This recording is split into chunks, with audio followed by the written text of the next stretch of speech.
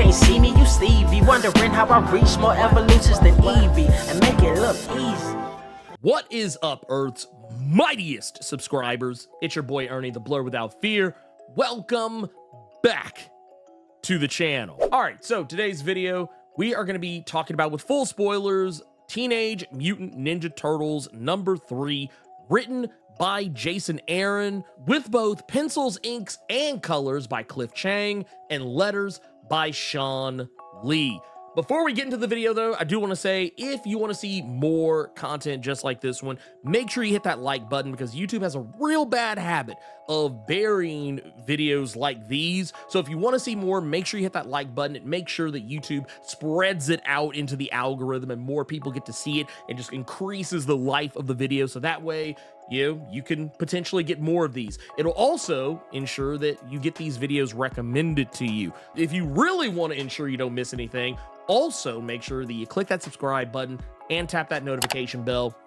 That way you don't miss anything. So when we pick up this issue, Leonardo is still licking his wounds after the fallout of the initial 150 issue run of Teenage Mutant Ninja Turtles at IDW Comics. I would also go on a limb and say he is still licking his wounds after seeing the unveiling of that IDW, the new IDW logo that was shown off at New York Comic-Con. But no, all of that said, yes, Leonardo is lost, and we don't really know what the actual true fallout was between the Ninja Turtles, but whatever it was, we do know that Raphael seemed to be the launching point for all of that. And while we don't really get a lot of information about that this issue, we do get to see it play out just a teensy-weensy bit because of the shenanigans that are going on between Raphael and Michelangelo while they're being attacked by the Foot Clan, as we saw in the previous issue. But really, overall, this issue does not have a lot of focus on them. Leonardo is the star of this issue, as one might imagine. The previous two issues, Michelangelo was the star of issue 2, Raphael was the star of issue 1. This issue, it's Leo. No surprise there. But if you're wondering why Leonardo is kind of going through some stuff, there was a lot that happened towards the end of that 150 issues that it would make sense if you knew what was going on. First and foremost was, early in that 150 issue run, Leonardo was basically turned evil by the Foot Clan. That's how we got Foot Clan Leonardo. And if you want to know more about that, I actually have a video right up here. You can check all that out. That said, that Foot Clan version of Leo, which technically hung around for quite some time, just long enough for it to be a thorn in Leonardo's side, both, him and his brothers, really. But, he struggled with himself, becoming this other version of himself that didn't care about his brothers, didn't care about his father, didn't care about any of his friends, and was wholesale bought in on what Shredder was, cooking. He believed in the Foot Clan mission and was even instrumental in a lot of ways of the Foot Clan running at peak capacity and efficiency during his time there. Now, once all of that was removed from himself, we would later learn during the Armageddon game that, well, yes, that evil version of Leonardo was gone, it wasn't forgotten. You see, that evil version of himself is not just some alternate reality version of himself, or even just, some what-if scenario. No.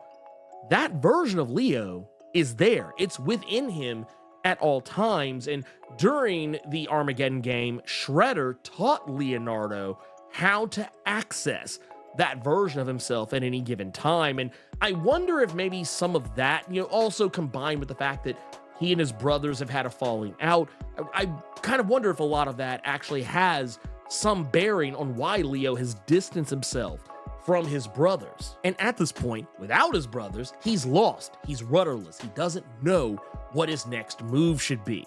And we do see at a point that he has traveled all the way to India's Ganges River to find himself or die. A lot of Leonardo's focus is him being kind of emo, as all the Ninja Turtles brothers had been up to this point in the wake of their falling out. And I would say Leonardo's doing about what we saw Raphael and Mikey do, but just in a somewhat more Leo way. He's just trying to meditate and almost kind of self-sacrifice just, to feel something. And that's what happens here. But it ultimately leads him back to the Foot Clan. The Foot Clan track him down and try to eliminate him. And what they're trying to do next is go after Donatello, because as we saw during especially those last maybe 15 to 20 issues of the initial 150 issues of Teenage Mutant Ninja Turtles at IDW, of any of the turtles, Donatello actually learned more about magic and mysticism than any of the others. Well, yes, his whole thing was always about gadgets and tech and tinkering and engineering. Over the course of that 150 issues, Donnie's eyes got opened to the possibility of the metaphysical, the supernatural, mysticism, and magic.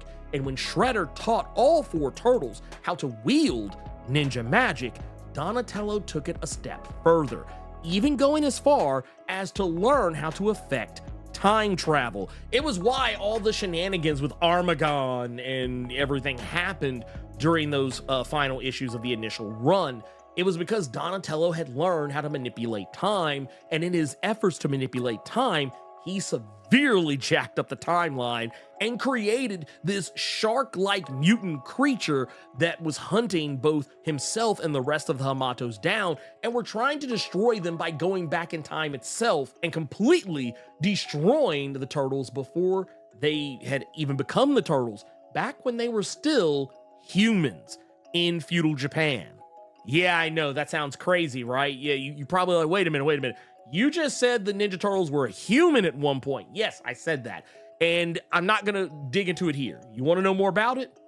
Check this video out up here. That said, Donatello is the next target. And we already know from the Teenage Mutant Ninja Turtles Alpha issue that Donnie's in a pretty rough spot. Yeah, we see that he hasn't been eating, he hasn't been taking care of himself, and he has been imprisoned by humans who are using mutants in what is effectively a game hunt situation, like a surviving the game type of deal, if you're familiar with that 90s movie starring Ice-T.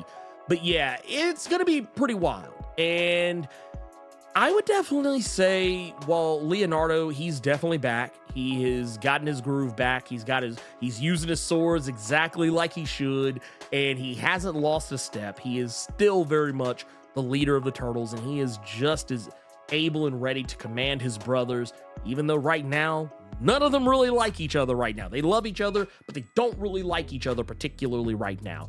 Leonardo proves once again why he is the leader, why he is the one that Splinter entrusted the Turtles to. And with Splinter no longer being around, which, once again, that's another issue altogether, is that if you didn't know, Splinter is dead, which is why we have not seen him. He died, I believe it was in Teenage Mutant Ninja Turtles number 50, is when we lost Splinter.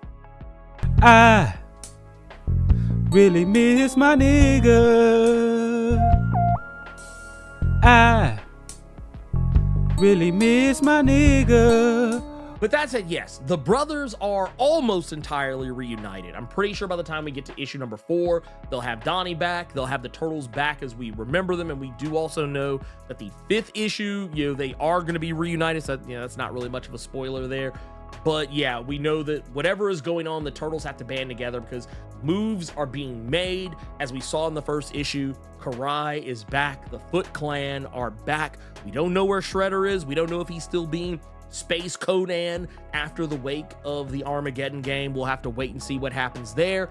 But I do feel like we are going to see some pretty interesting stuff in regards to what's happening with the Foot Clan. We know they've already infiltrated the New York political infrastructure. They've already got a candidate running for mayor who is basically going to turn everything on its head and basically hand the city over to the Foot. So yeah, it's going to be wild. But I could definitely say 3 issues in, especially with this one, which I will go ahead and say right now, this is no small secret. Leonardo is my least favorite Ninja Turtle. I'm a Donatello guy. Actually, for me, it's Donatello.